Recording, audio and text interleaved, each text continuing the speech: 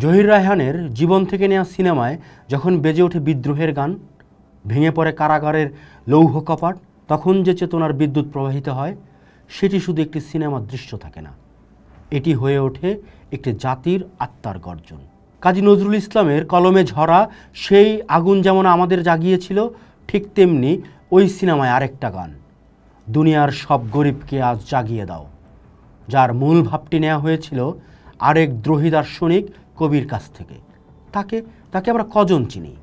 তিনি আল্লামা মোহাম্মদ ইকবাল।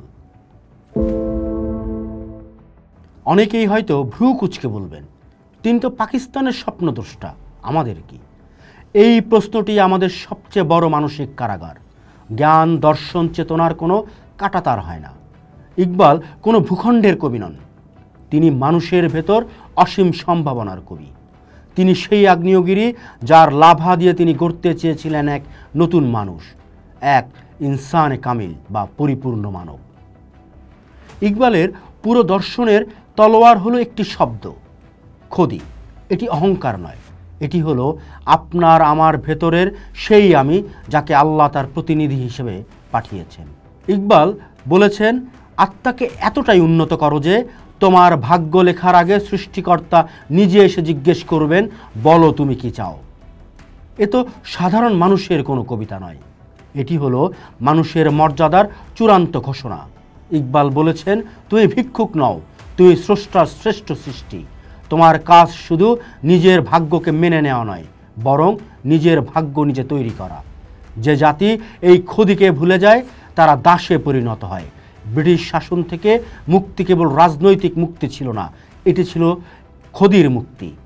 আর এই খোদিকে জাগানোর জন্য ইকবাল তরুণদের হাতে তুলে দিয়েছেন এক অসাধারণ প্রতীক, শাহীন বা বাজ পাখি। তিনি তরুণদের বলেননি ভালো ছাত্র হতে, তিনি বলেছেন বাজ পাখি হতে, যে অন্যের ফেলে দেওয়া খাবারে বাঁচে না, যে পাহাড়ের চূড়ায় নিজের বাসা নিজে বানায়, যার উড়ালে কেঁপে ওঠে আকাশ। তুমি তো শাহীন, ওরাই তোমার কাজ। তোমার সামনে পড়ে আছে আরও অজস্র আকাশ। এই দর্শন কি আমাদের নয়? 1971 সালের দিকে তাকান, কি ছিল আমাদের অস্ত্র? ছিল এক বুক ভরা খোদি আর আত্মমর্যাদা। মুক্তিযুদ্ধে কি ইকবালের দর্শনেরই প্রতিধ্বনি শোনা যায় না? মুক্তিযোদ্ধারা খালি পায়ে সামান্য অস্ত্র নিয়ে পৃথিবীর অন্যতম শক্তিশালী সেনাবাহিনীর বিরুদ্ধে লড়ছিলেন, কারণ তাদের খোদি জেগে উঠেছিল। তারা শাহীনের মতো আকাশে উঠতে চেয়েছিলেন, খাঁচার পাখি হয়ে থাকতে চাননি। আজকের বাংলাদেশ এক নতুন যুদ্ধক্ষেত্রে দাঁড়িয়ে। এই যুদ্ধ অস্ত্রের নয়, মননের।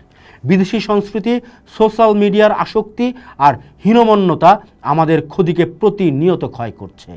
তরুণরা আজ শাহীনের মতো আকাশ জয়ের স্বপ্ন না দেখে মোবাইলের স্ক্রিনে বুঁদ হয়ে থাকছে।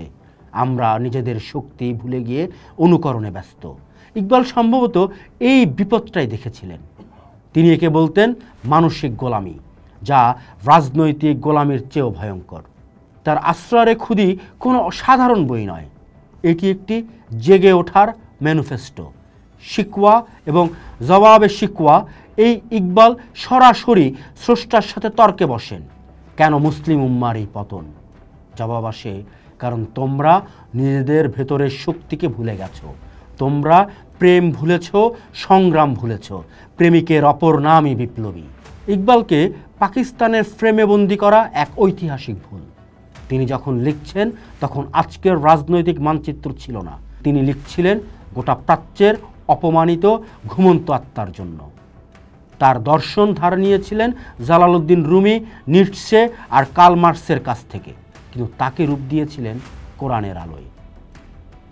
তাই ইকবাল পাঠ করা মানে কোনো নির্দিষ্ট দেশের কবিকে পড়া নয়, এর মানে হলো নিজের ভেতরের ঘুমন্ত শক্তিকে চেনা।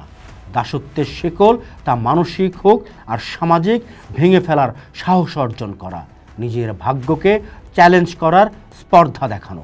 জহির রায়হান যেমন একটি গানে একটি জাতির মুক্তির আকাঙ্ক্ষা দেখিয়েছিলেন, ইকবাল তেমনি তার পুরো কাব্য দিয়ে দেখিয়েছিলেন আত্মার মুক্তির পথ।